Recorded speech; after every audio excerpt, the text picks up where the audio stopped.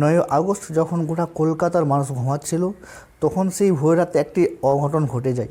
সেই রাতেই কিন্তু আরজি কর হসপিটালে একটি ভয়ানক একটি দুর্ঘটনা ঘটে যায়, যেখানে কর্মরত একজন ডাক্তার, জুনিয়র একজন ডাক্তার, তাকে কিন্তু রেপ করা হয় এবং তারপরে তাকে কিন্তু হত্যাও করা হয়। এই নিয়ে আপনারা সবাই তো দেখে নিয়েছেন যে গোটা দেশ, পুরো রাজ্যে কিন্তু এই নিয়ে তোলপাড় চলছে। এখনও আজ অবধি প্রায় 13 দিন হয়ে গেল, কিন্তু তার কোনো যে বিচার, সে বিচার কিন্তু এখনও অবধি হয়নি। আপনি যদি সোশ্যাল মিডিয়াও খোলেন তাহলেও কিন্তু আরজি কর হসপিটাল নিয়ে খবর দেখতে পাবেন। এছাড়াও পেপারেও যদি আপনি পড়েন তাহলে সেখানেও দেখতে পাবেন।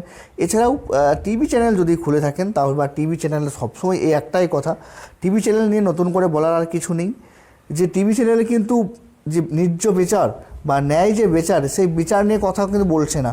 টিভি চ্যানেল যখনই খুলছি তখনই শুধু ডিবেট ডিবেট আর ডিবেট।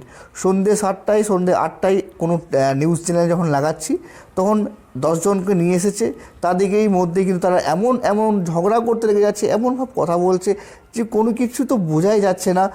তারা তো যে যে হসপিটালের যে ঘটনাটা ঘটেছে, সেই ঘটনা বাদ দিয়ে, তার ন্যায্য বিচারের কথা বাদ দিয়ে নিজেরাই নিজেদের মতো কথা বলছে, নিজেরাই কী এমন কথা বলছে, ঝগড়া লেগে যাচ্ছে, কোনো ঠিক নেই।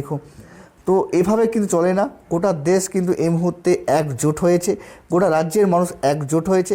আমাদের সবাইকেও কিন্তু একজোট হতে হবে, আমাদের সবাইকে কিন্তু একসাথে এই যে যে ন্যায্য বিচার, সেই ন্যায্য বিচার কিন্তু চাইতে হবে। নির্বিশেষে সবাইকে একসাথে নামতে হবে। আজ 13 দিন হয়ে গেল, এখনও তার কিন্তু বিচার হলো না। যে দোষী আছে তাদের কিন্তু এখনও কোনো রকম শাস্তি হলো না। কেন এত লেট হচ্ছে, কেন এত দেরি হচ্ছে? এত এত পুলিশ প্রশাসন আছে, এত এত ইন্টেলিজেন্স ডিপার্টমেন্ট আছে, তার সত্ত্বেও এখনও তার ন্যায্য যে বিচার, সে বিচার পাওয়া যাচ্ছে না। আমাদের সবারকেই সোশ্যাল মিডিয়ায়, গ্রাউন্ড ফ্লোরে, রাস্তাঘাটে নেমেও কিন্তু আমাদেরকে প্রোটেস্ট করতে হবে এবং সবাইকে একটাই আন্দোলন করতে হবে যে বিচার চাই। যারা এই অপরাধের সাথে জড়িত আছে তাদের শাস্তি চাই। 1 মাসের মধ্যে তাদেরকে ফাঁসি দিতে হবে, তাদেরকে মৃত্যুদণ্ড দিতে হবে। এটা ছাড়া অন্য কোনো আর পথ নেই। এছাড়াও এর আগেও দেখেছেন এরকম কতই না কেস হয়েছে, কতই না এরকম হয়ে আসে, কিন্তু ন্যায্য বিচার পাওয়া যাচ্ছে না। এবার আমাদের সবাইকে একজোট হতে হবে, একজোট হয়ে একসাথে কিন্তু লড়তে হবে এবং আমাদের কিন্তু বলতে হবে একটাই দাবি, যে আমাদের বিচার চাই, ন্যায্য বিচার চাই। আর কত সহ্য করবে, আর কতই মানুষ এভাবে সহ্য করবে এরকম এরকম অবিচারকে? আর না, অনেক হয়েছে, এবার ন্যায্য বিচার চাই। রাজ্য তথা দেশ, রাজ্যের মুখ্যমন্ত্রী, দেশের প্রধানমন্ত্রী, সবারই কাছে একটাই আর্জি, নতুন এমন একটা বিল নিয়ে আসতে হবে। এরকম যারা যারা অকাজ করছে, অনীতি কাজ করছে, তাদেরকে 1 মাসের মধ্যেই তাদেরকে অপরাধীদেরকে ধরতে হবে এবং 1 মাসের মধ্যে তাদেরকে কিন্তু ফাঁসি দিতে হবে, এমন একটা বিল নিয়ে আসতে হবে। তাছাড়া কিন্তু এই যে অপরাধীরা আছে, সেই অপরাধীরা কিন্তু আপনার ভয় পাচ্ছে না। এই অপরাধীরা কিন্তু মনের মধ্যে ভয়টাও ঢুকছে না। তারা কিন্তু এভাবেই অবিচার, অমানবিকভাবেও কিন্তু রয়ে যাচ্ছে। তার জন্য দেশ তথা রাজ্য সবাইকে একজোট হয়ে এমন একটা বিল পাস করাতে হবে, যাতে এরকম অপরাধীদের, মানে যারা অপরাধী রয়েছে, সেই অপরাধীদেরকে যাতে 1 মাসের মধ্যে মৃত্যুদণ্ড, একদম যাতে ফাঁসি হয়, সেরকম নিয়ে আসতে হবে।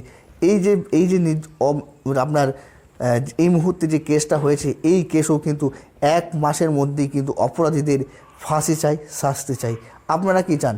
তাদের বিচার চাইছেন না বিচার চাইছেন না? তাদের ফাঁসি চাইছেন কি না চাইছেন? অবশ্যই কমেন্ট বক্সে কমেন্ট করুন এবং একটা আন্দোলন, একটা মানে আন্দোলন তৈরি করুন। একটা সবাই মিলে একসাথে জোট হয়ে যান এবং বলুন বিচার চাই, ফাঁসি চাই। যারা অপরাধী আছে তাদের বিচার চাই এবং তাদেরকে ফাঁসি দিতেই হবে। এই অমানবিক কাজ যারা করেছে তারা মানুষ নয়, তারা পশু। তাদেরকে ফাঁসি ছাড়া অন্য কোনো রাস্তা নেই, তাদেরকে মৃত্যুদণ্ড ছাড়া আর কোনো রাস্তা নেই। তাদেরকেই মৃত্যুদণ্ড দিতে হবে এবং যত তাড়াতাড়ি সম্ভব তত তাড়াতাড়ি দিতে হবে। মানে আমি কি বলবো, মনের মধ্যে এত আক্রোশ, এত কথা রয়েছে, কিন্তু ভিডিওর মারফতে বলতে পারছি না। মানে মুখের মধ্যে কোনো কথা আর বেরোচ্ছে না। নতুন করে আর কি বলবো, একটাই কথা, ন্যায্য বিচার চাই এবং যারা অপরাধী রয়েছে তাদের মৃত্যুদণ্ড এবং তাদের ফাঁসি চাই এবং যত তাড়াতাড়ি সম্ভব তত তাড়াতাড়ি দেওয়া হোক তাদেরকে।